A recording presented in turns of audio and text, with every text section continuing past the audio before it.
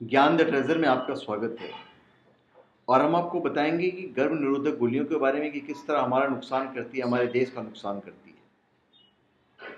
मेरे प्यारे माताओं और बहनों, मैं आपसे कहना चाहूँगा और बताना भी चाहूँगा, और मेरे डियर फ्रेंड्स, कि कई विदेशी कंपनियां हमारे देश की माताओं और बहनों को गर्भ निरोधक उपाय बेचती हैं, कॉन्ट्रासेप्टिव पिल्स जो बोलते हैं। कुछ तो गोलियों पिल्स के रूप में बेचे जाते हैं, और इसके अलावा इनके अलग अलग नाम हैं, जैसे नॉरप्लान, डीपो प्रोवेरा, आईपिल है, एक ईपिल है। ऐसे करके कुछ और अलग अलग नामों से हमारे देश की माताओं और बहनों को ये कॉन्ट्रासेप्टिव पिल बेचे जाते हैं। और आपको ये जानकर बहुत दुख होगा कि जिन देशों की ये कंपनियां हैं, ये सब वो अपने देश की माताओं बहनों को नहीं बेचते हैं, लेकिन गर्भ निरोधक गोलियों को भारत में लाकर बेच रही है। जैसे डीपो प्रोवेरा है, ये डीपो प्रोवेरा नाम की तकनीक इन्होंने विकसित की है गर्भ निरोधक के लिए। ये अमेरिका की एक कंपनी ने विकसित किया है। कंपनी का नाम है अपजोन। इस कंपनी को अमेरिका सरकार ने बैन किया हुआ है कि ये डीपो प्रोवेरा नाम की तकनीक को अमेरिका में नहीं बेच सकती, तो कंपनी ने वहाँ नहीं बेचा। और अब ये गर्भ निरोधक उत्पादन कर भारत ले आए, और भारत सरकार से इन्होंने एग्रीमेंट कर लिया है, और अब ये धड़ल्ले से हमारे हिंदुस्तान में बेच रहे हैं। ये गर्भ निरोधक इंजेक्शन के रूप में भारत की माताओं बहनों को दिया जा रहा है, और भारत के बड़े बड़े अस्पतालों के डॉक्टर्स इंजेक्शन को माताओं और बहनों को लगवा रहे हैं। परिणाम क्या हो रहा है?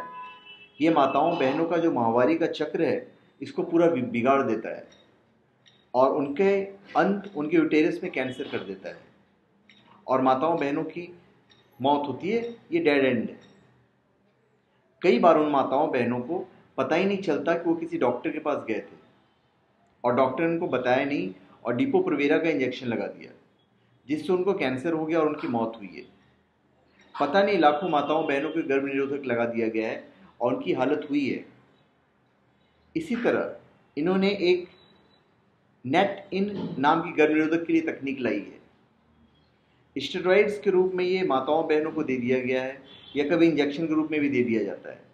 इससे उनको गर्भपात हो जाता है, और उनकी जो पीयूष ग्रंथि के हार्मोन से उनमें असंतुलन आ जाता है, और वो बहुत परेशान होती है, जिनको ये नेट इन दिया जाता है। इसी तरह से RU496 नाम की गर्भ निरोधक तकनीक उन्होंने लाई है, और फिर रूसल नाम की एक है, फिर एक UKLF नाम की एक है, और फिर एक है नॉरप्लान, फिर एक प्रजनन टीका उन्होंने बनाया है। सभी गर्भ निरोधक हमारी माताओं बहनों के लिए तकनीक का कारण बनती है और तकलीफ देती है। फिर उनमें ये बहुत बड़ी तकलीफ ये आती है कि जितने भी गर्भ निरोधक उपाय माताओं बहनों को दिए जाते हैं, उससे यूटेरस की मांसपेशियां एकदम ढीली पड़ जाती है, और अक्सर मासिक चक्र के दौरान कई माताएं बहनें बेहोश हो जाती है। लेकिन उनको ये मालूम नहीं होता कि उनको ये कॉन्ट्रासेप्टिव दिया गया है, जिसके कारण से ये हुआ है। और इस तरह हजारों करोड़ रुपए की लूट हर साल विदेशी कंपनियों द्वारा ये कॉन्ट्रासेप्टिव बेचकर की जाती है।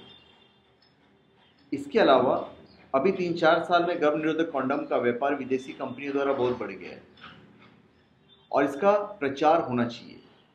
इसके लिए है एड्स का बहाना। एड्स का बहाना लेकर टीवी में, अखबारों में, मैगजीनों में एक ही बात का विज्ञापन कर रहे हैं कि आप कुछ भी करो, कॉन्डम का इस्तेमाल करो। ये नहीं बताते कि आप अपने ऊपर संयम रखो। ये नहीं बताते कि अपने पति और पत्नी के साथ वफादारी निभाओ। वो बताते हैं कि कुछ भी करो, अर्थात किसी की भी माँ, बहन, बेटी के साथ करो,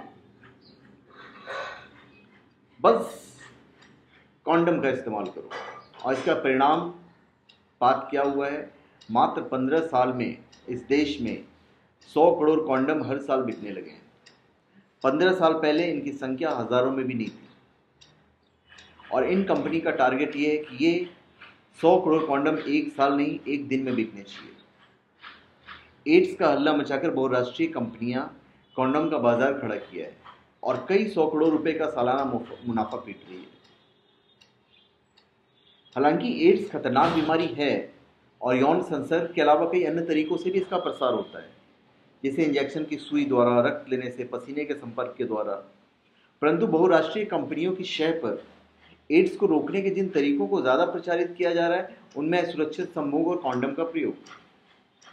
डॉक्टर लॉर्ड ओ कलिंग्स के अनुसार एक बार के यौन संपर्क से 0.1 से 1%, सुई से 0.5 से 1%, रक्त चढ़ाए जाने से 0.9% एड्स होने की संभावना रहती है। इस तरह संक्रमित व्यक्ति के साथ संभोग या सुई के इस्तेमाल और रक्त चढ़ाने से एड्स होने की बराबर संभावनाएं रहती है।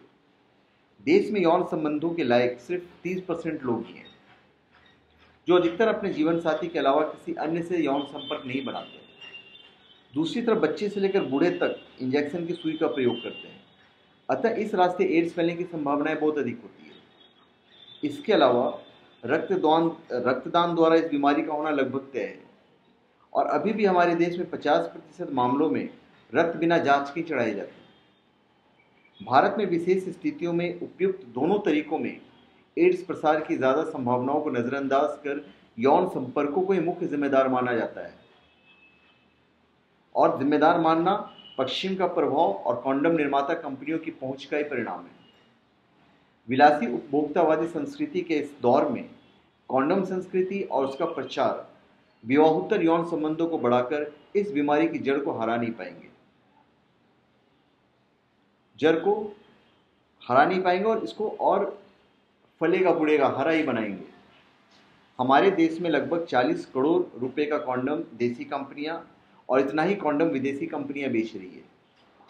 विदेशी कॉन्डम के बारे में एक खास बात यह है और उल्लेखनीय है कि 1982 से ही सरकार ने इसके आयात पर से सीमा शुल्क समाप्त कर दिया है, और उस फैसले के बाद ही देश का बाजार विदेशी कॉन्डमों से भर गया है।